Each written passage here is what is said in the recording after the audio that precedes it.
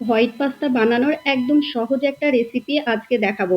এভাবে বানালে বানানো যেমন খুব সহজ হবে আর খেতেও কিন্তু ভীষণ ভালো হয়েছিল।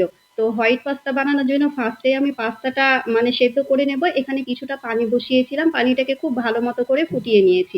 ফুটিয়ে নিয়ে আপনারা এবার যতটা পাস্তা বানাবেন ততটাই দিয়ে দিতে হবে। তো আমি এখানে আমার পরিমাণ মতো পাস্তা দিয়ে দিয়েছি। অল্প একটু লবণ দিয়েছিলাম, একদম হাফ টেবিল চামচ মতো লবণ দিয়ে পাস্তাটাকে খুব ভালো মতো সেদ্ধ করে নেব। এভাবে ফুটানো পানির মধ্যে পাস্তাটা দিলে কিন্তু খুব তাড়াতাড়ি সেদ্ধ হয়ে যায়। এই তো আমার পাস্তাটা কিন্তু খুব সুন্দর মতো সেদ্ধ হয়ে গিয়েছে। এবার এটার পানিটা ঝরিয়ে নিয়ে ঠান্ডা পানি দিয়ে ধুয়ে নিতে হবে।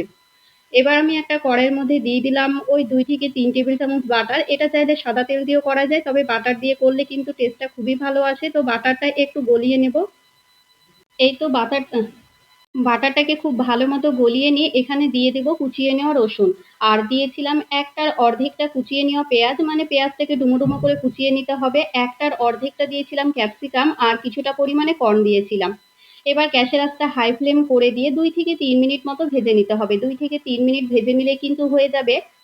এখানে আপনাদের লবণ দেওয়ার প্রয়োজন নেই, আর গ্যাসের আঁচটা অবশ্যই হাই ফ্লেম করে রাখবেন। দেখুন আমি গ্যাসের আঁচটা হাই ফ্লেম করে দিয়ে ২ থেকে ৩ মিনিট মতো ভেজে নিয়েছি। আমার সবজিটা রেডি হয়ে গিয়েছে। এবার আমি পাস্তাটা রেডি করে নেব। একটা ফ্রাই প্যানে দিয়ে দিলাম কিছুটা পরিমাণে বাটার। এখানে ৩ থেকে ৪ টেবিল চামচ ওই ৪ টেবিল চামচ মতো বাটার দিয়েছিলাম। বাটার আর সাদা তেল আপনারা কিন্তু মিক্স করে দিতে পারেন, তবে আমি পুরোটাই বাটার দিয়ে রান্না করেছিলাম। বাটারটা যখন গলে আসবে আমি এখানে ১ টেবিল চামচ দিয়ে দেব ময়দা। গ্যাসের আঁচটা একদম লো ফ্লেম করে দিয়ে বাটারের সঙ্গে ময়দাটাকে খুব ভালো মতো মিশিয়ে নিতে হবে। এই তো বাটারের সঙ্গে ময়দাটাকে কিন্তু খুব সুন্দর মতো করে মিশিয়ে নিয়ে, যেহেতু এটা হোয়াইট পাস্তা আর দুধ পাস্তাও বলা যায় এটাকে, আমি ১ কাপ মতো দিয়ে দেব দুধ। এটা এমনি ঠান্ডা লিকুইড দুধ দিয়েছিলাম।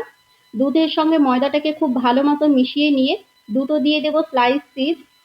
আমি দুটো যে স্লাইস চিজটা হয় সেটাই দিয়েছিলাম। দিয়েছিলাম ১ টেবিল চামচ চিলি ফ্লেক্স আর দিয়ে দেব ১ টেবিল চামচ অরিগানো।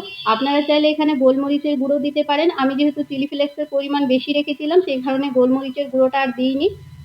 যে সবজিটা আমি ভেজে রেখেছিলাম সেটাও দিয়ে দিলাম। একদম অল্প সময়ের মধ্যে রান্নাটা হয়ে যায় আর খেতেও পাস্তাটা রেডি হয়ে যায়, খেতেও ভীষণ ভালো হয়। কিছুটা পরিমাণে টেস্ট অনুযায়ী লবণ দিয়েছিলাম, ওই হাফ টেবিল চামচেরও কম আমি লবণটা দিয়েছিলাম। গ্যাসের আঁচটা মিডিয়াম ফ্লেমে রেখে সমস্ত কিছুকে খুব ভালো মতো মিশিয়ে নিতে হবে।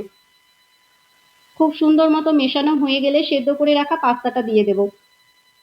এবার কিছুই না, গ্যাসের আঁচটা মিডিয়াম টু লো ফ্লেম করে দিয়ে খুব সুন্দর মতো করে সমস্ত কিছুর সঙ্গে পাস্তাটাকে মিশিয়ে নিতে হবে। এই তো খুব ভালো মতো করে কিন্তু মিশিয়ে নিয়েছিলাম।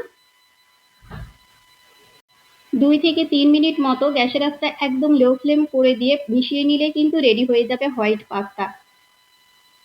খুব ভালো মতো করে মিশিয়ে নিয়েছিলাম। দেখুন আমার কিন্তু হোয়াইট পাস্তা একদম রেডি হয়ে গিয়েছে, আর এরকম করে কিন্তু নামিয়ে নিতে হবে। এর থেকে বেশি শুকনো শুকনো করা যাবে না।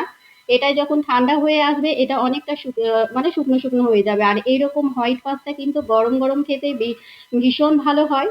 তো একবার হলেও কিন্তু আপনারা এভাবে আপনাদের বাড়ির বাচ্চাদের কিংবা বড়দেরও এভাবে বানিয়ে দিতে পারেন। খেতে খুবই ভালো হয়েছিল।